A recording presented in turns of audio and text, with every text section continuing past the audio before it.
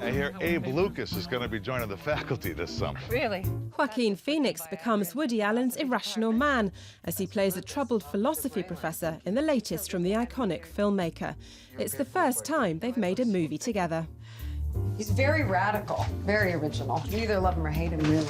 You know, I'd heard that he doesn't really, that he's hands-off, he doesn't really speak to the actors too much. He was speaking to me constantly. I mean, I guess that means because I was terrible, maybe the other actors are just always on. But we talked a lot, but I went out of my way. I was always curious what his opinion was. I mean, after every take. How's it coming? Blocked.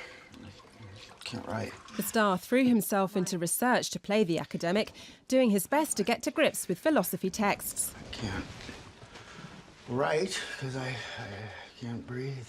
I had about a month to pull together, and it's so deep, it's so complex and mind-bending, but really interesting. Really interesting stuff, but impossible for me to retain. I mean, I would have my books in the trailer and be able to look up something specific just before we shot, and then it was gone. I can't write, I can't breathe. I couldn't remember the reason for living, and when I did, it wasn't convincing. Allen explores favourite themes like the search for meaning, love and murder, doing it all with non-stop energy. This scene here at the beach, there was a really steep incline leading down to these rocks. And, you know, we're all the way over on these rocks, and he's up on top of the cliff.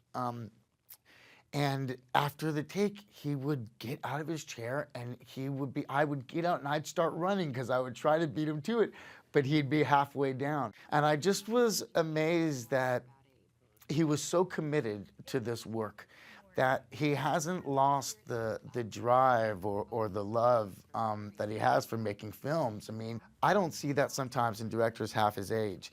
And it was really inspiring for me because I hope that I have that level of commitment to my work when I reach his age. It was really something special.